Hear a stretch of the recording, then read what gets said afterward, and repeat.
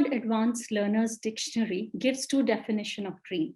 One, a wish to have that seems difficult to achieve. Two, to imagine or think about something that you would like to happen. I like the second definition better. It symbolizes hope, aspiration, and optimism. Here is a picture of me, a portrait picture clicked by a photographer to be sent to a potential groom. I come from a very traditional family, and finding a suitable boy was my teenage dream. I've always believed that if I wished for something and truly worked for it, it will become true. So as a young adult, I did everything possible to find a suitable boy to get married. The word suitable boy has been in my dictionary even way before Vikram Seth's book, A Suitable Boy, became popular. I had a cooking diploma after my grade 10, a fashion design diploma, a computer applications diploma, and a master's degree. All boxes were ticked. And above all, I learned to speak less, which was particularly difficult for me, smile a lot, not get angry, and the most important thing was look pretty and be decked up, the foremost qualification to find a suitable Punjabi boy. I vividly remember the first cake that I baked and how it was celebrated, the first sari that I designed. My mother still reminisces the days when I used to bake. Once the dream of finding a suitable boy was achieved, I realized very soon that it wasn't enough. I had too much time on my hand, too little to do. I felt boredom kicking in. I had nothing interesting to talk about. My teenage dream of throwing dinner parties, attending weddings in your finest clothes and jewelry, dancing to Bollywood songs, holidays through the year in Switzerland was fading, and reality was kicking in. Bollywood really damages you for life. It doesn't tell you that if you get one holiday in a year, you're lucky. You do not get up to snow-filled mountains through the year. So here I was without a professional degree, not knowing what to do. The only skill set that I had was I listened to people, I solved problems, and I got along well with people. Remember, that was part of the training to be a good daughter-in-law. I had two choices to make, to think about. This is what I'd wished for. I'd worked hard to get this and remain in status quo. Or I had another choice. Listen to your inner voice. Find out what your strengths are. I didn't know what I wanted to do, what that something more was, but I refused to remain in status quo.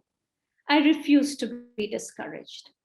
The confusion and helplessness that I went through during that time led me to do what I knew best, listen and advise.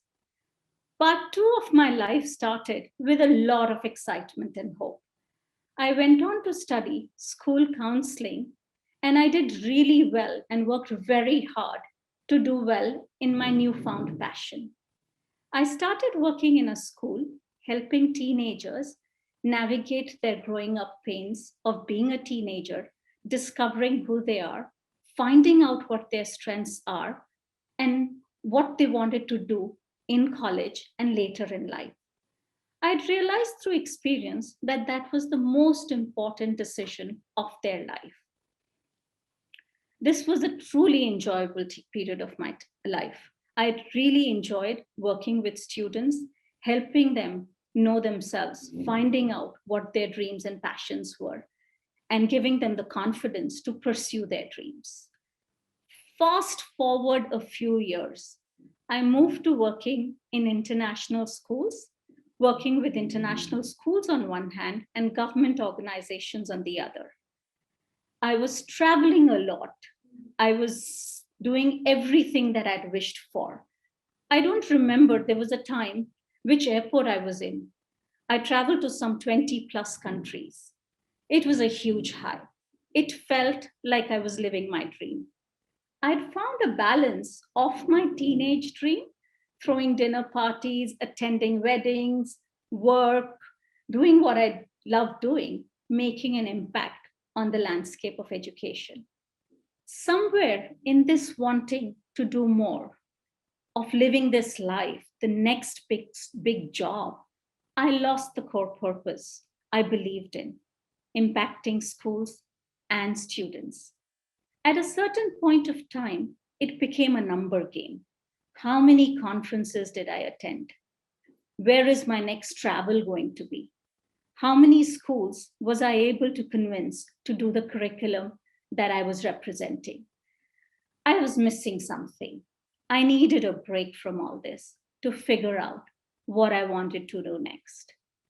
I knew I wanted to be in education, but I didn't know what that next was. Something needed to change.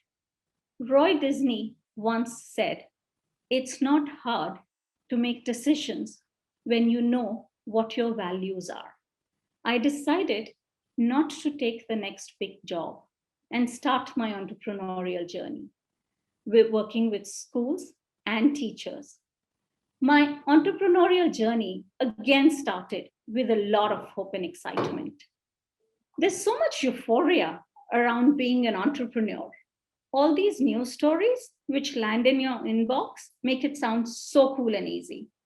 Little did I know that when I started my entrepreneurial journey, COVID was lurking right in the corner, lurking in the dark, almost making me regret my decision. I spent numerous nights thinking about what the hell did I do, haunted by my choices. I kept thinking, and the words of prying relatives and family friends kept ringing back in my ear. Why did you have to do this? Aren't you a little too old to do something like this? Why leave a job and a life that you worked so hard for and be an entrepreneur? I was again at crossroads. I had two choices: go back to do the next big job. That's what I wished for, dreamed about it, worked really hard to get it, remain in status quo. Or I had another chance. Listen to your inner voice of doing something more. I've always enjoyed learning. Not sure if it comes from my love for learning or for my training to be find a suitable boy. Remember, that was very important to get the right education to find a suitable boy. I would like to believe that it's for my love for learning.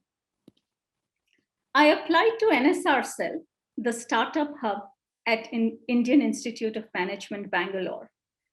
Not being fully aware of what I was getting into, I got through the incubation, and my company now is incubated at NSR Cell. On hindsight, this decision of not joining a new organization, a new job, was the best decision of my life.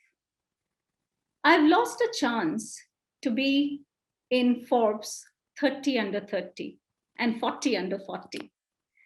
Forbes recently launched a 50 over 50 nominations for women's voices in the US. My dream is to be recognized in that category. Pretty ambitious, right? But who knows, maybe 60 under 60 or 70 under 70. I will continue to work towards my dream.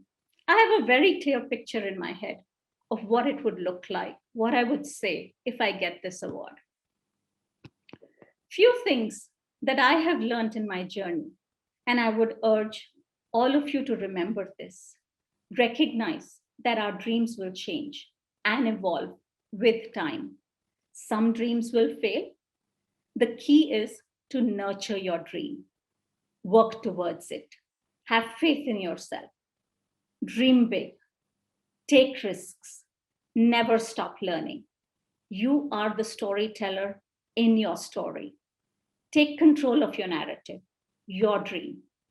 From just a pretty face, looking for a suitable boy, to founding my own company. I live my dream every day. Thank you.